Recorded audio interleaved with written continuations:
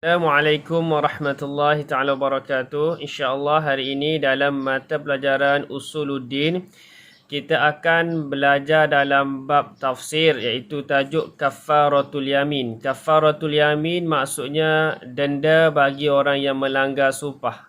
Kafarah ni denda lah.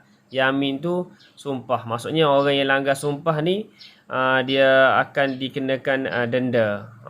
Boleh? Jadi kita lihat dulu dalam surah Al-Ma'idah ayat 89.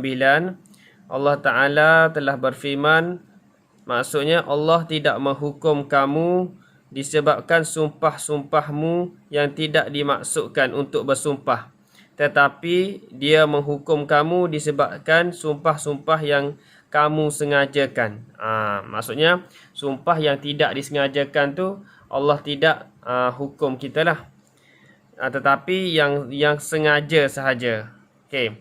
Maka kifarat melanggar sumpah itu ialah memberi makan 10 orang miskin, iaitu makanan yang biasa kamu berikan kepada keluarga kamu, atau memberi pakaian kepada mereka, atau memerdekakan seorang hamba. Jadi kalau orang tu melanggar sumpah dia, jadi kifarat dia melanggar sumpah tu, dia kena beri makan 10 orang miskin, iaitu makanan yang biasa dia makan.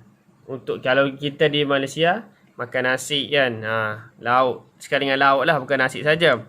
Atau memberi pakaian kepada mereka, memberi pakaian kepada 10 orang miskin. Pakaian ini biasa kita pakai lah, dan pakaian tu juga mesti pakaian yang menutup aurat.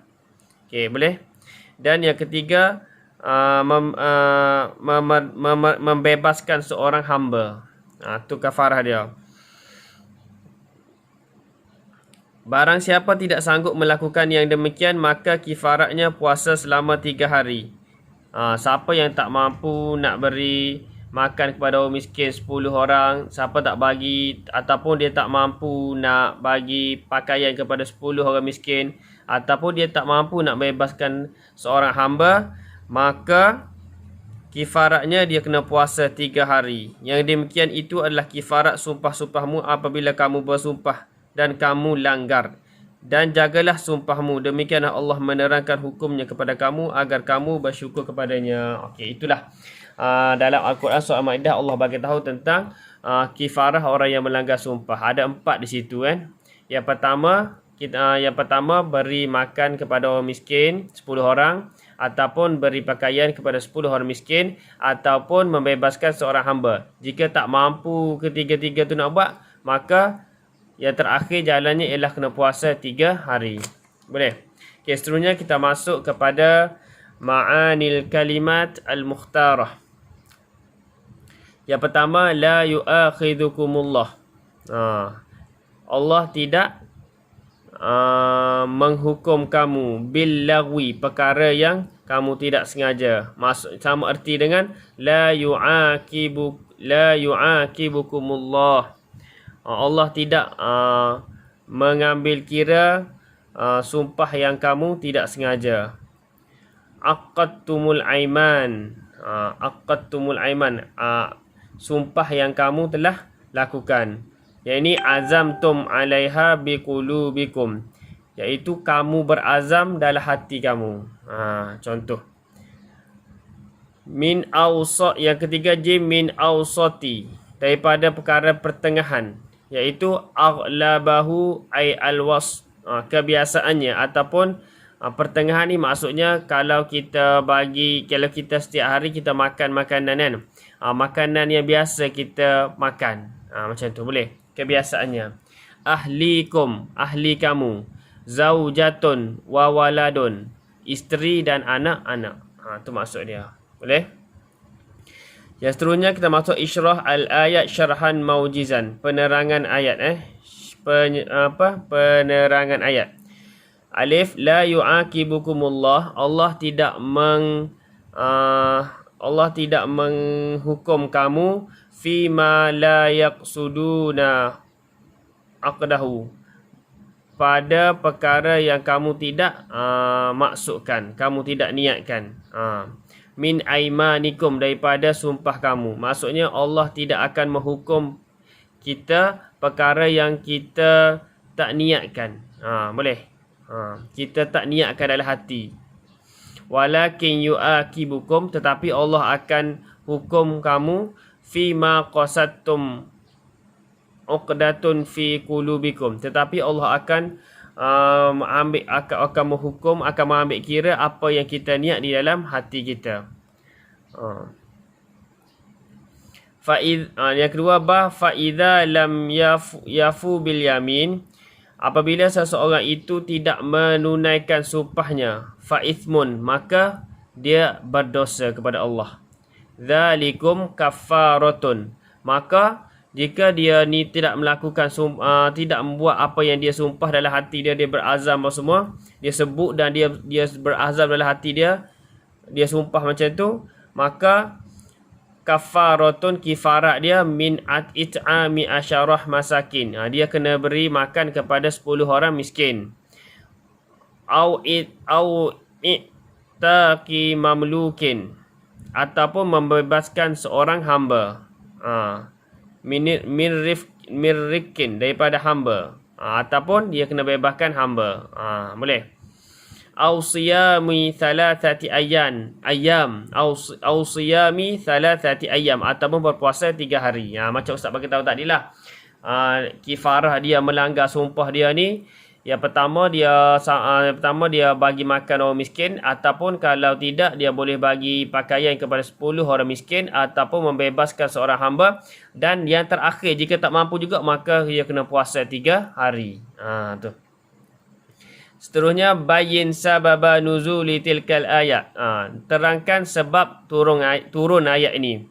Nazalat fil qaumi. Ayat ini, ayat surah Al-Ma'idah 89 ni diturunkan pada satu kaum alladzi kana harrimu an-nisa, yang mengharamkan isteri-isteri mereka, walahma, dan mengharamkan daging, ala anfusihim, ke atas diri mereka.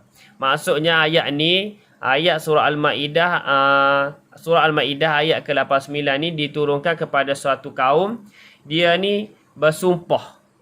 Wallahi, dia bersumpah, wallahi aku tak nak lagi bersama dengan isteri aku. Dia sumpah macam tu. Dan ada juga di kalangan mereka bersumpah, wallahi aku tak nak makan daging lagi. Harimun nisa ni dia bersumpah, wallahi, dan dia niat adalah dia bersumpah ni dia tak nak bersama isteri dia lagi, dan dia tak nak makan daging lagi. Tu sumpah tu.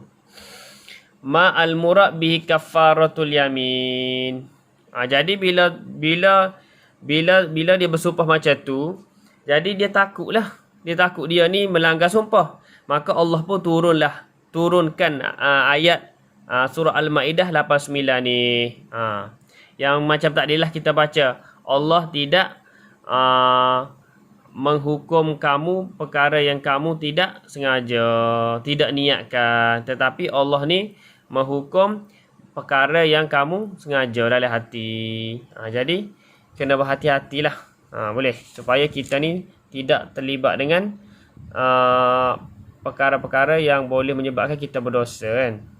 Lepas tu, ma murad bi kaffaratil yamin. Apa maksud kafarah yamin?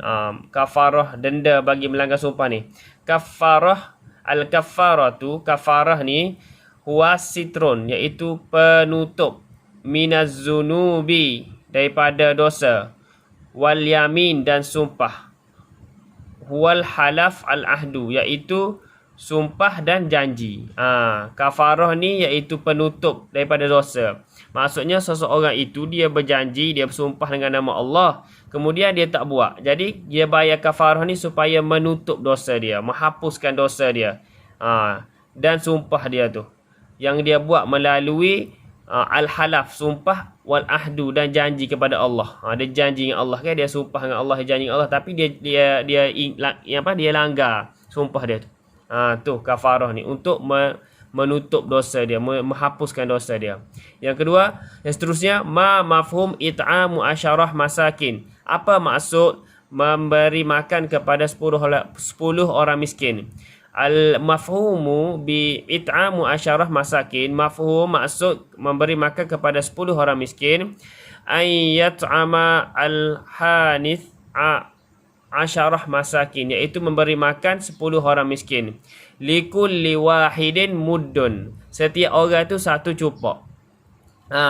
Dia kena bagi makan 10 orang miskin. Setiap orang tu satu orang kena bagi satu cupok makanan ni kita makan. Kalau di negara Arab mungkin gandum kan, macam itulah. Barley ke mungkin negara Eropah sana mungkin gandum ke, barley ke, jagung ke sebagainya. Kalau kita ni satu cupak di Malaysia, satu cupak beras seorang. Kena bagi satu cupak beras seorang. Maksudnya 10 cupak lah kalau 10 orang.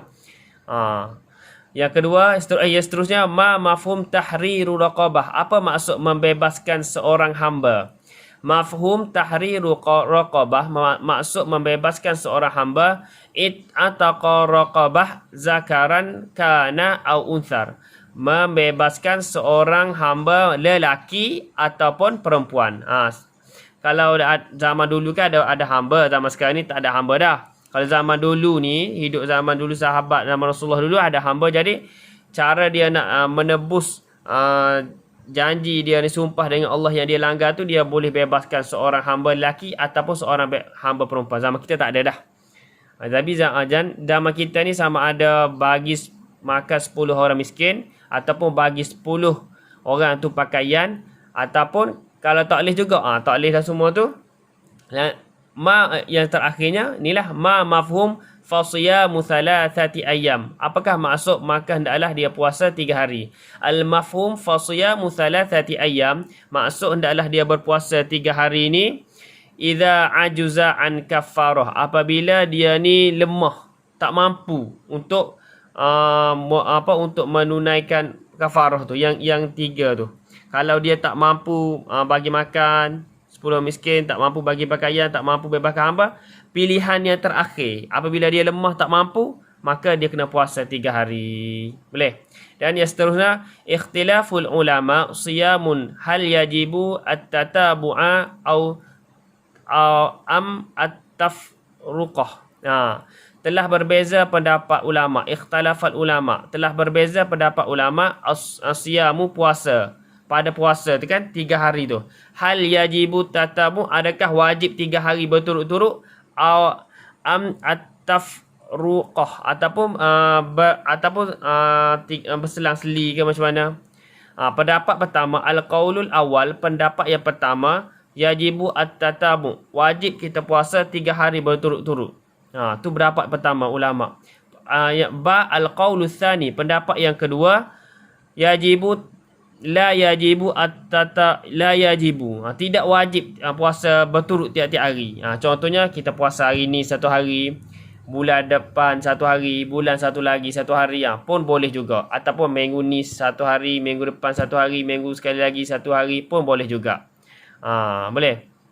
At-tatabu'u afdal, tetapi yang lebih baiknya kita buat berturut-turut. Okey, sekarang ni kita ambil pengajaran yang terakhir. Ma yustafadu minal ayat. Apakah pengajaran daripada ayat surah Al-Maidah ni, ayat 89. Okey, kita ambil yang pertama, innal aiman al-laghu la tajibu fiha al-kaffarah. Sumpah yang tidak disengajakan, la tajibu fiha al-kaffarah, tidak wajib dia ni dikenakan kafarah, tidak kena kafarah. Wujubul ihtiram ahdullah, wajib memuliakan janji dengan Allah. Wajib kita memuliakan janji dengan Allah. Maksudnya kita kena tunaikan janji kita.